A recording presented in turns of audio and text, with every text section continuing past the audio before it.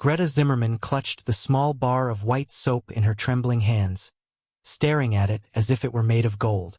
For the first time in 3 years, she held real soap, not the gritty substitute made from ash and animal fat that had been rationed back home. The American guard had handed it to her without ceremony, along with a clean towel and directions to the shower block. She had expected beatings, starvation, perhaps worse. Instead, she stood in a clean barracks in rural Kansas, holding soap that smelled faintly of lavender. The journey to this moment had begun 6 weeks earlier, in the rubble-strewn remains of a Luftwaffe communications station outside Berlin. Greta had been serving as a radio operator, one of thousands of young German women conscripted into auxiliary roles as the Reich's manpower dwindled. At 19, she possessed the steady nerves and quick reflexes needed to coordinate fighter squadrons, guiding them toward Allied bombing formations that darkened the skies over the fatherland with increasing frequency. When the Americans overran their position in April 1945, Greta had fully expected to die. The propaganda films had been explicit about the fate awaiting German women captured by the Americans. They would be violated, tortured, worked to death in slave labor camps. Dr. Goebbels himself had warned that the Americans showed no mercy to the defenders of the Reich. Better to die fighting than face such degradation. Yet here she stood, soap in hand, trying to reconcile the reality before her with everything she had been told. The American soldiers who had captured her unit spoke in calm, professional tones. They processed the prisoners efficiently, checking for wounds and distributing ration packets. No one had struck her. No one had torn her uniform or subjected her to the humiliations she had been promised awaited her. The transport ship across the Atlantic had been another revelation. While cramped and uncomfortable, it bore no resemblance to the cattle cars she had imagined. The women were housed separately from male prisoners, given adequate food and medical attention. American Red Cross volunteers distributed books, writing materials, and small comfort items. Greta found herself sharing a bunk with Ingrid Schultz, a Luftwaffe meteorologist from Munich who had been equally bewildered by their treatment. "They gave me medicine," Ingrid whispered during their first night aboard the transport. She showed Greta a small bottle of aspirin tablets. "Real medicine, not herbs or empty promises. My headaches, they actually stopped." Her voice carried a note of wonder that Greta recognized in her own thoughts. Everything they had been taught about their enemies was proving false, one small kindness at a time. The crossing took 12 days, during which the women gradually began to emerge from their shells of fear and suspicion. They discovered that their American guards spoke to them as human beings rather than animals. Some even made efforts to learn basic German phrases, asking about their families, their homes, their hopes for after the war. It was during one of these conversations that Greta learned their destination: a prisoner of war camp in Kansas, where they would remain until arrangements could be made for their eventual repatriation. Camp Concordia sat on the endless prairies of central Kansas, its neat rows of barracks stretching toward a horizon that seemed impossibly vast after the bombed-out ruins of Germany. The camp housed nearly 4,000 prisoners, mostly men, but with a separate compound for the 300 women who had served in various auxiliary capacities. As their transport truck rolled through the main gate, Greta pressed her face to the window and marveled at what she saw. The grounds were immaculate. Flower beds lined the pathways between buildings. German prisoners tended vegetable gardens that burgeoned with crops she had not seen in years. Some played football on a proper field, their laughter carrying across the prairie wind. Others sat in the shade of newly planted trees, reading books or writing letters. It looked nothing like the hell on earth she had been promised. Colonel James Harrison, the camp commander, addressed the new arrivals in the mess hall that first evening. He was a lean man with graying temples and eyes that seemed both kind and penetrating. When he spoke, his voice carried the authority of command, but none of the cruelty Greta had been conditioned to expect from American officers. "Ladies," he began in carefully pronounced German, "you are prisoners of war, yes, but you are also human beings deserving of dignity and respect. You will be treated in accordance with the Geneva Conventions and the principles of common decency. In return, we expect your cooperation and adherence to camp regulations. Your families will be notified of your safety through the International Red Cross. You may write letters which will be censored but delivered. You will receive adequate food, medical care, and opportunities for education and recreation." He paused, scanning their faces. Many of the women stared at the floor, still processing the cognitive dissonance between their expectations and this reality. "I know you have been told many things about Americans," he continued. "I ask only that you judge us by our actions, not by propaganda. Your war is over. Your task now is to prepare for whatever comes next." That first shower in the camp's modern facilities became a watershed moment for many of the women. Greta stood under the stream of hot water, feeling years of accumulated grime and fear wash away. The soap lathered properly, not like the harsh substitutes they had grown accustomed to. Shampoo, actual shampoo, left her hair soft and clean for the first time since the war began. When she emerged from the shower room, she caught sight of herself in a mirror and barely recognized the young woman looking back at her. The days fell into a routine that would have seemed impossible during those final chaotic months in Germany. Breakfast at 7 consisted of real eggs, bread with butter, coffee that actually tasted like coffee. The women were assigned to various work details, nothing onerous or degrading. Some worked in the camp kitchen, others in the laundry or administrative offices. Greta found herself assigned to the camp library, helping to organize and distribute books to prisoners who wished to continue their education. It was in the library that she encountered Captain Robert Matthews, a 30-something officer from Iowa who served as the camp's education coordinator. Unlike the stern disciplinarians she had expected to find among the American military, Captain Matthews possessed an easy manner and genuine interest in the welfare of his charges. He spoke fluent German, having studied literature at the University of Iowa before the war, and he seemed genuinely curious about German culture and literature beyond the distortions of Nazi propaganda. "What did you study before the war?" he asked Greta one afternoon as she reorganized the German language section of the library. His question caught her off guard, primarily because no one had asked her about her hopes and dreams in longer than she could remember. "I wanted to be a teacher," she admitted, running her fingers along the spines of familiar titles. "Literature, perhaps history. My father thought it impractical, but I loved learning, loved helping others understand complex ideas." She paused, wondering if she should be sharing such personal information with an enemy officer. "What changed your mind?" Captain Matthews asked gently, settling into a nearby chair as if he had all the time in the world for her answer. "The war changed everything," Greta replied, her voice barely above a whisper. "First, women were needed in the factories. Then, as the situation grew more desperate, they needed us for communications, for radar operations, for anything that would free up men for the front lines. My dreams, they became luxuries we could not afford." Captain Matthews nodded thoughtfully. "And now? Now that the war is over?" Greta looked around the library, at the hundreds of books representing knowledge and ideas from around the world. "I do not know," she admitted. "Everything I thought I knew about the world has proven false. How do you rebuild dreams when you discover your foundation was built on lies?" It was a question that haunted many of the women in the camp as the weeks turned to months. Letters from home painted a picture of devastation that went far beyond the physical destruction of cities and infrastructure. Families had been scattered, institutions destroyed, the very fabric of German society unraveled. The women began to realize that their imprisonment might actually be a blessing, protecting them from the chaos and deprivation that characterized post-war Germany. Ingrid Schultz received a letter from her mother in Munich that left her weeping for hours. The family's apartment building had been destroyed in a bombing raid, forcing them to live in the basement of a partially collapsed church.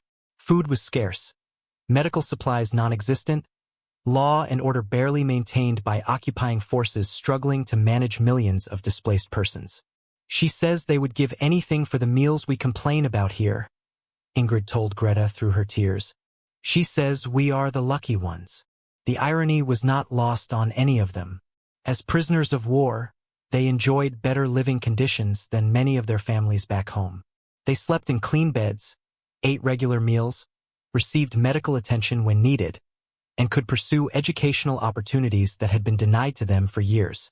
The Americans had somehow managed to treat their enemies better than their own government had treated its citizens. This realization created a complex web of emotions among the women. Gratitude warred with guilt, relief with uncertainty about the future. Some struggled with what felt like betrayal of their homeland, even as they recognized the superior humanity of their captors. Others began to question everything they had been taught about racial superiority, national destiny, and the righteousness of their cause.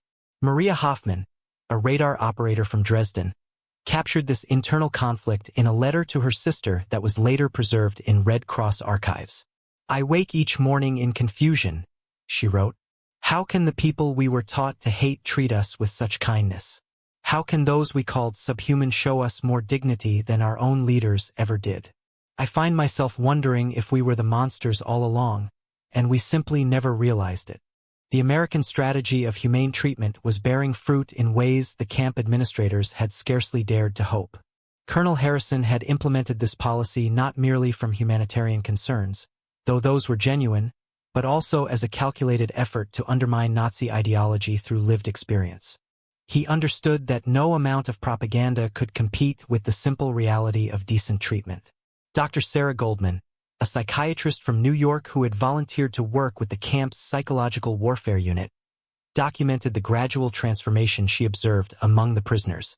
"The process follows a predictable pattern," she wrote in her monthly reports to Washington.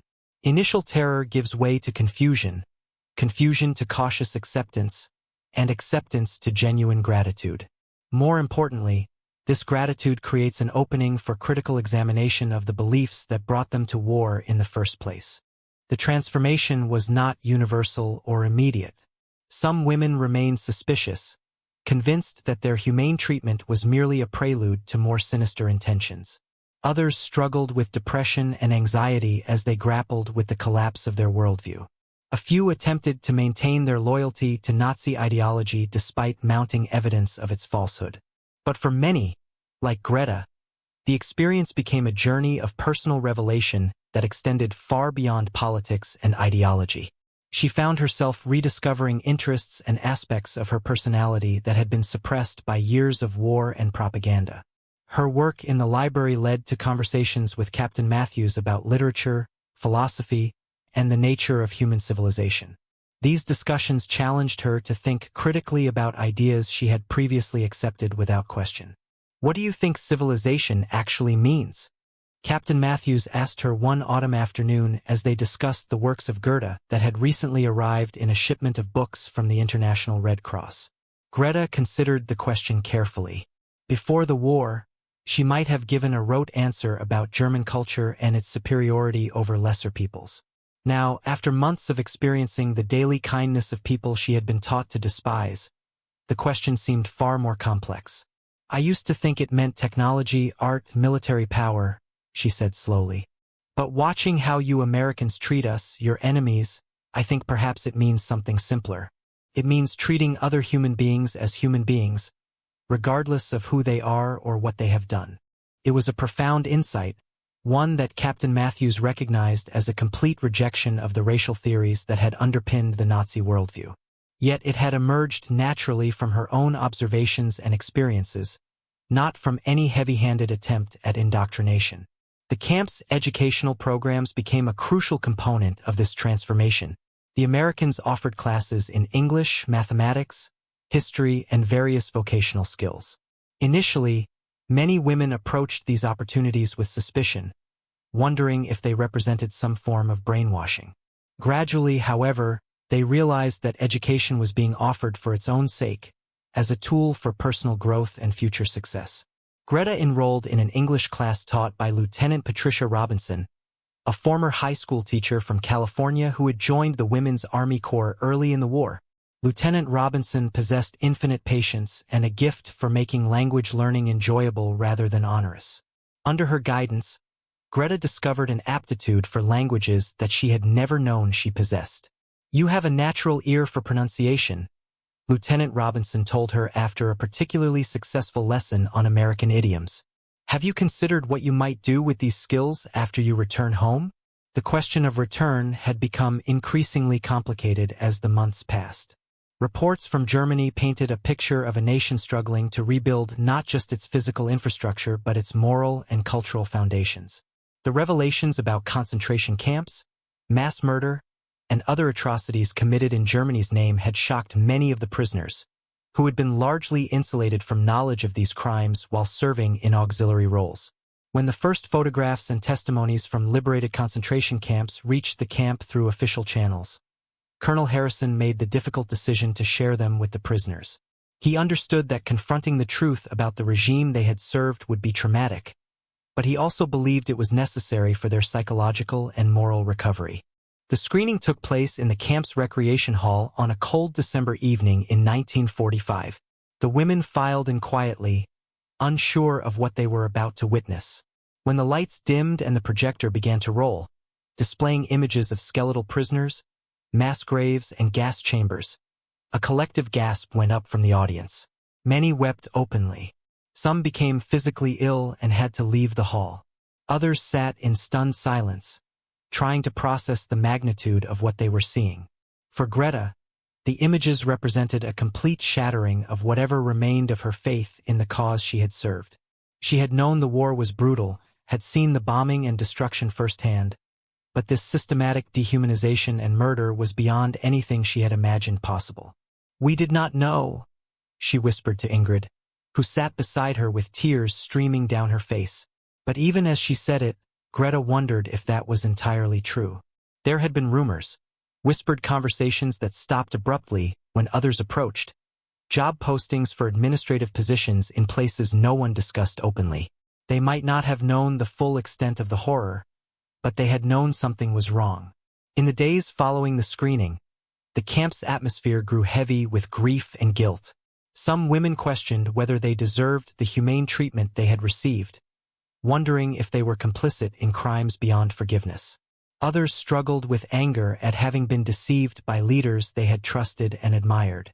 Dr. Goldman worked tirelessly during this period, offering counseling sessions for those who requested them and monitoring the mental health of the entire population. She noted in her reports that while the initial trauma was severe, many of the women showed remarkable resilience and capacity for moral growth. The process of confronting their complicity in evil, even unknowing complicity, is painful but ultimately healing, she wrote. Those who are able to work through their guilt and accept responsibility for their actions, however limited, emerge stronger and more committed to preventing such horrors in the future.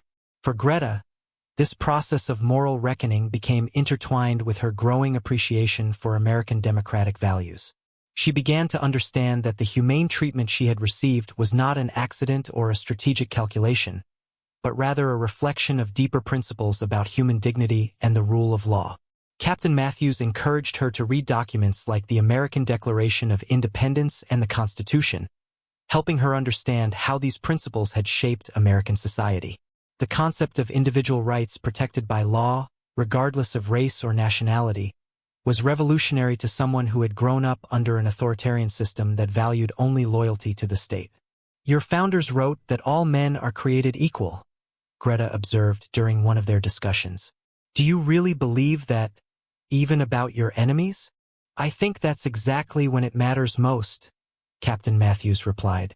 "It's easy to extend rights and dignity to people you like or who are useful to you. The true test of principles comes when you apply them to people who have opposed you or threatened you." As winter gave way to spring in 1946, discussions about repatriation began in earnest. The Allies were working to establish procedures for returning prisoners of war to their home countries. But the process was complicated by the chaotic conditions in occupied Germany. Many of the women expressed mixed feelings about the prospect of return. On one hand, they longed to see their families and contribute to the rebuilding of their homeland.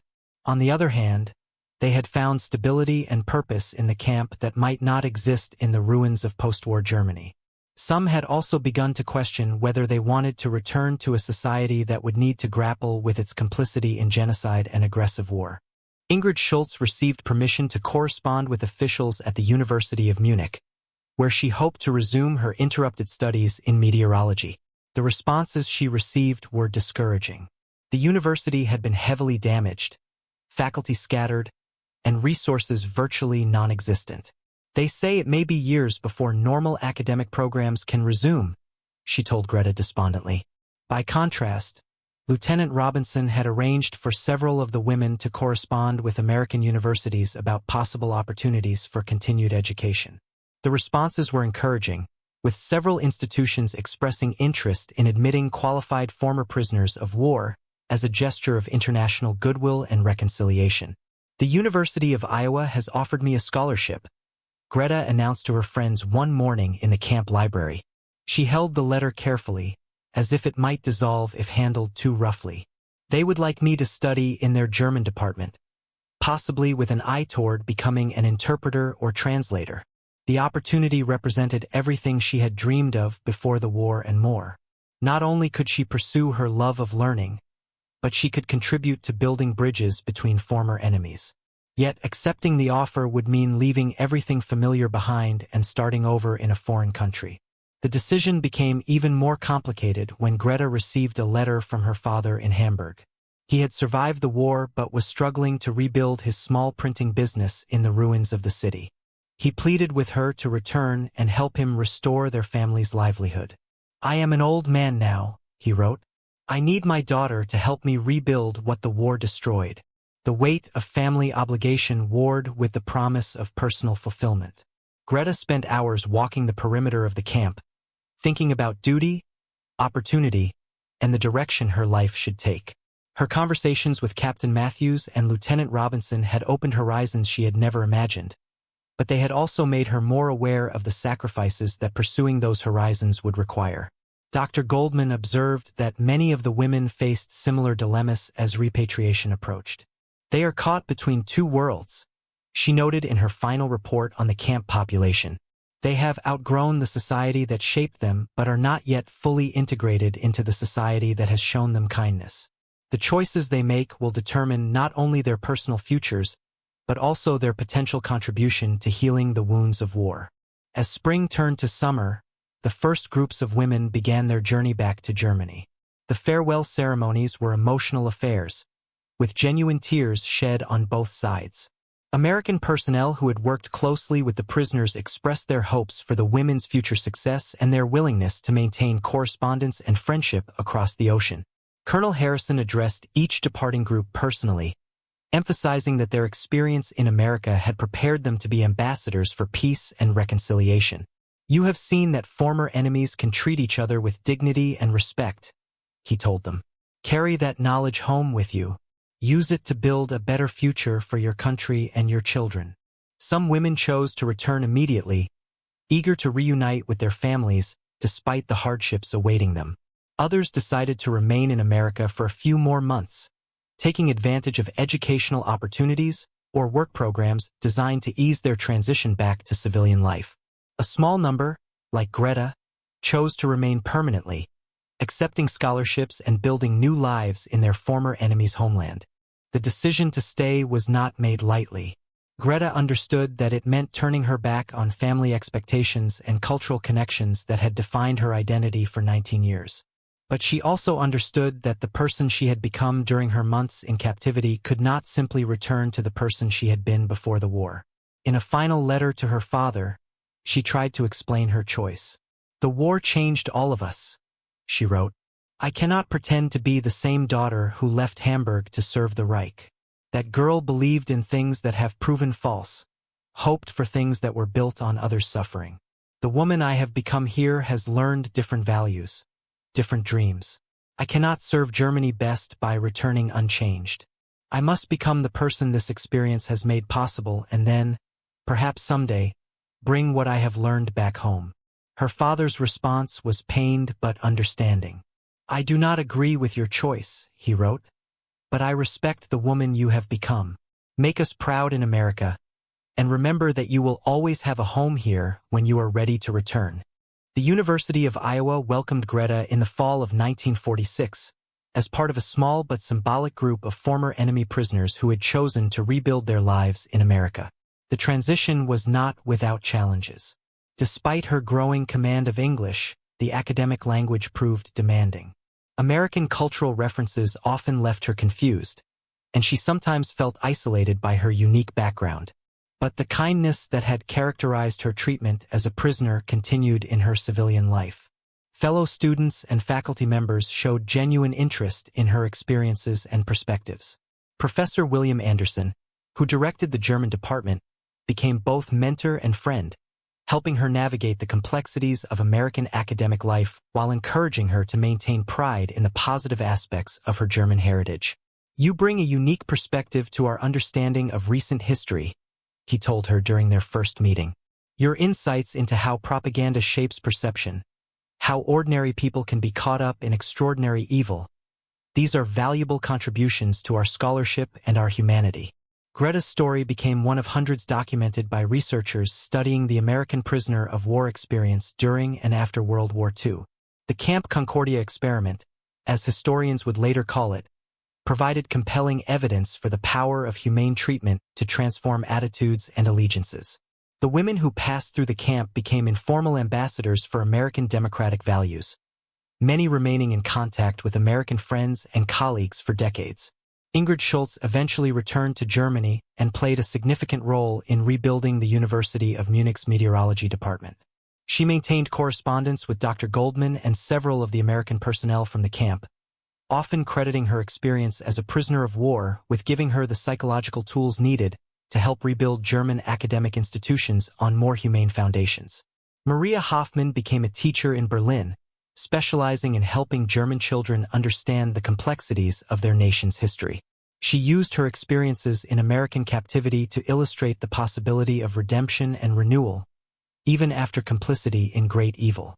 As the years passed, the story of the German women prisoners at Camp Concordia became a footnote to larger narratives about the war and its aftermath.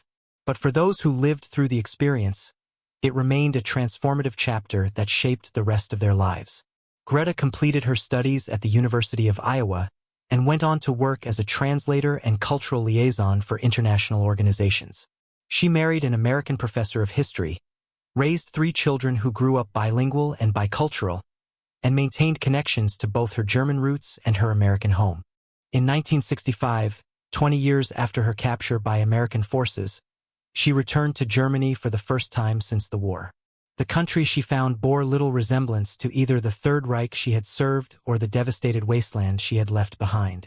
West Germany had become a prosperous democracy, integrated into Western institutions and committed to preventing the repetition of past horrors.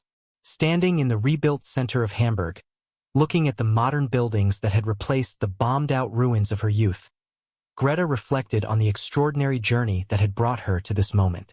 A bar of soap, a hot shower, and simple human kindness had started a transformation that ultimately reshaped not just her own life, but contributed to the healing of relations between former enemies. She visited her father's grave, laying flowers and sharing stories of her American family that he had never met but had grown to accept through her letters. She met with former comrades from her wartime service, comparing their different paths through the decades since their capture. Some had struggled with guilt and trauma. Others had found peace through various forms of service and reconciliation. What struck her most was how their shared experience of American captivity had prepared them to become builders of the new Germany in ways they could never have anticipated. Their understanding of democratic values, learned not through ideology but through lived experience, had made them effective advocates for the political and social reforms that transformed their homeland. As she prepared to return to America and the life she had built there, Greta purchased a bar of soap from a Hamburg department store. It was fine soap, better than what had been available during the war, but not fundamentally different from what she had been given by her American captors 20 years earlier. Holding it in her hands, she remembered that first moment of cognitive dissonance when the expected cruelty had been replaced by simple human decency. That bar of soap had become a symbol of the possibility that enemies could become friends, that hatred could give way to understanding, and that even the most devastating conflicts could be followed by reconciliation and renewal. The lesson seemed particularly relevant as the world grappled with new conflicts and divisions. The Cold War had created new categories of enemies and allies, but the principles demonstrated at Camp Concordia remained valid. Treating opponents with dignity and respect was not weakness but strength, Not naivety, but wisdom. When Greta returned to her American home, she brought the bar of German soap as a reminder of how far she and the world had traveled since those dark days of war. It took its place in her bathroom cabinet next to American brands, a small symbol of the personal and political reconciliation that had made her remarkable journey possible. Years later, when her grandchildren asked about her experiences during the war, Greta would tell them about the soap, about the showers, about the American guards who had treated their prisoners as human beings deserving of dignity. She would explain how small acts of kindness could transform hearts and minds more effectively than any weapon, how the choice to see humanity in one's enemies could break cycles of hatred that might otherwise persist for generations. The story of the German women prisoners of war who expected cruelty but received soap and showers instead became, in its own quiet way, a testament to the power of choosing humanity over hatred, dignity over vengeance, hope over despair. It demonstrated that even in the aftermath of humanity's darkest chapters, redemption remained possible for those willing to embrace it. The ripple effects of the Camp Concordia experiment extended far beyond the individual women who experienced American captivity.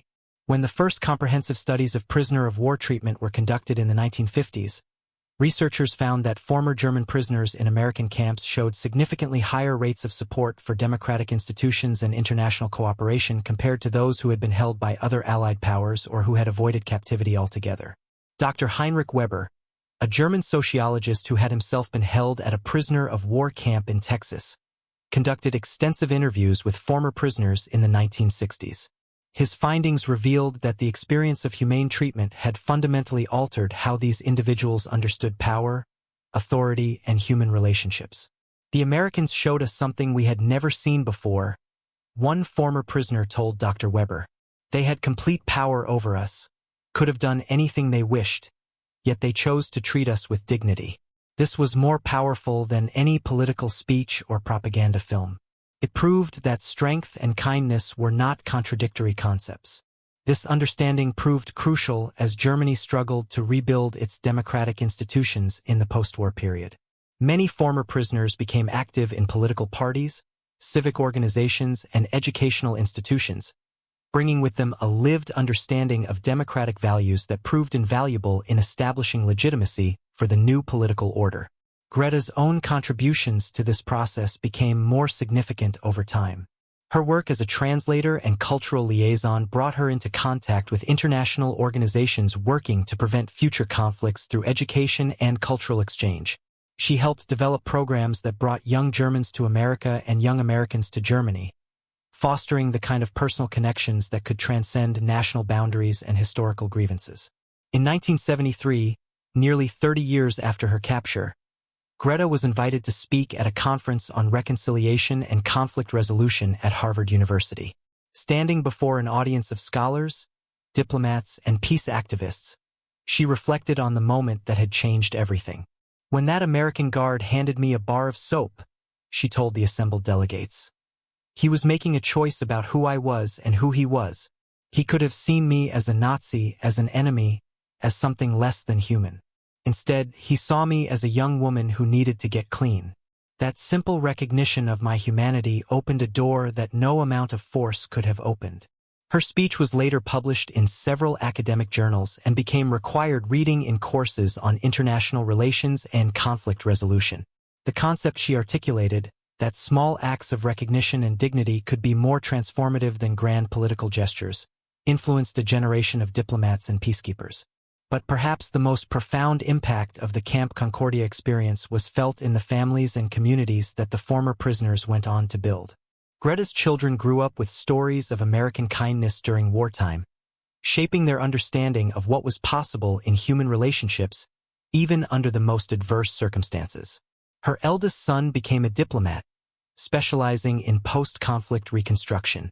Her daughter worked for the United Nations High Commissioner for Refugees, helping displaced persons rebuild their lives in new countries. The values demonstrated at Camp Concordia, transmitted through countless conversations around dinner tables and bedtime stories, created a legacy that extended across generations. Research conducted in the 1990s found that the children and grandchildren of former German prisoners of war showed measurably higher levels of tolerance for cultural differences and support for international cooperation than their peers. This intergenerational transmission of values became particularly important as Germany grappled with new waves of immigration and cultural change in the latter decades of the 20th century. Former prisoners and their families often became advocates for refugee rights and cultural integration, drawing on their own experiences of receiving unexpected kindness from former enemies. Ingrid Schultz, who had returned to Germany and rebuilt the meteorology department at the University of Munich, established an exchange program with American universities that brought hundreds of students across the Atlantic in both directions. She often told her students about the American guards who had treated her with respect during the darkest period of her life, using her story to encourage them to look beyond national and cultural boundaries in their scientific collaborations. "Science knows no borders," she would say, "but it took American prisoners of war guards to teach me that human dignity knows no borders either." The program she established became a model for academic exchange throughout Europe, fostering the kind of international cooperation that helped prevent the renewal of conflicts that had devastated the continent twice in the 20th century. As the Cold War intensified and new ideological divisions emerged, the lessons of Camp Concordia took on renewed relevance. American military and civilian officials studying the success of their World War II prisoner of war programs applied similar principles in subsequent conflicts, though with varying degrees of success. The challenge was replicating not just the policies but the genuine spirit of respect and dignity that had made those policies effective. Colonel Harrison, who had commanded Camp Concordia, went on to serve in Korea and Vietnam, always advocating for humane treatment of prisoners and civilians. His reports from these later conflicts emphasized that tactical victories meant little if they were not accompanied by moral victories that could lay the groundwork for lasting peace. "We learned in Kansas that you cannot bomb someone into loving democracy," he wrote in a 1968 memo to Pentagon officials. "But you can demonstrate its values through your actions, and those demonstrations can plant seeds that grow long after the fighting ends." The women of Camp Concordia remained in contact with each other for decades after the war, forming an informal network that spanned continents and careers. They exchanged letters, shared photographs of their growing families, and occasionally gathered for reunions that brought together American former guards and German former prisoners in celebrations of friendship that would have seemed impossible during the dark days of 1945. These gatherings, small and informal as they were, served as powerful symbols of the possibility for reconciliation and healing. Local newspapers sometimes covered the reunions, marveling at the sight of elderly women speaking in mixtures of German and English, sharing memories of a time when they had been on opposite sides of history's greatest conflict. At one such reunion in Kansas in 1985, marking the 40th anniversary of the war's end, Greta stood once again in the recreation hall where she had first confronted the truth about the Holocaust. The building had been preserved as part of a small museum dedicated to the camp's history, and visitors could still see the barracks where the women had lived and the shower facilities that had provided their first taste of American humanity. "This place changed my life," she told a reporter from the local newspaper. "Not because of what happened to me here, but because of what did not happen. I expected hatred and received kindness. I expected cruelty and received dignity. Those gifts transformed not just my life, but the lives of my children and grandchildren." The museum itself became a destination for scholars and students studying the complex dynamics of conflict and reconciliation.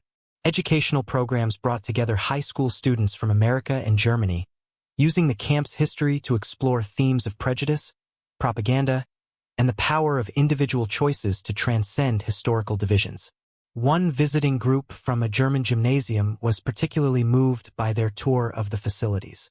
These teenagers, born decades after the war's end, struggled to understand how their grandparents' generation could have supported such a destructive ideology. The story of Camp Concordia provided them with a framework for understanding both human capacity for evil and human capacity for redemption. "It makes me think differently about the refugees coming to Germany now," one student wrote in the museum's guest book. "If Americans could treat their enemies with dignity during wartime, surely we can treat people fleeing war with dignity during peacetime." This connection between historical memory and contemporary challenges became a recurring theme as the world faced new humanitarian crises in subsequent decades. The principles demonstrated at Camp Concordia, the recognition that treating desperate people with dignity rather than suspicion could transform both individual lives and broader social dynamics, remained relevant across changing political contexts. As Greta entered her 80s, she began working on a memoir that would capture not just her own story, but the broader lessons of her generation's experience. The book, published in 1995 on the 50th anniversary of the war's end, became a bestseller in both Germany and America, striking a chord with readers hungry for stories of hope and reconciliation in an age of increasing polarization. Soap and Dignity, a German woman's journey from enemy to friend, won several literary awards and was translated into multiple languages. But for Greta, the most meaningful responses came from ordinary readers who wrote to tell her how her story had changed their own perspectives on conflict, prejudice, and the possibility for human connection across cultural and political divides. The book's success led to speaking engagements at universities, peace conferences, and diplomatic gatherings around the world. At each appearance, Greta would carry with her that original bar of German soap she had purchased during her 1965 visit to Hamburg, using it as a tangible connection to the moment when her worldview had begun to shift. In the end, what mattered was not the nationality printed on one's passport or the uniform one had worn during the war, but the choices one made about how to treat fellow human beings. The Americans at Camp Concordia had chosen to see their German prisoners as people rather than enemies, and in doing so, they had created possibilities for transformation that extended far beyond the boundaries of their prairie camp. That choice, embodied in something as simple as a bar of soap and access to hot water, had rippled outward through the decades, shaping lives, families, and entire societies in ways that the original decision-makers could never have fully anticipated. It stood as proof that in even the most unlikely circumstances, humanity could triumph over hatred, and hope could emerge from the ashes of conflict. The legacy lived on in classrooms and conference rooms, in diplomatic negotiations and family conversations, wherever people chose to see the humanity in those they might otherwise consider enemies.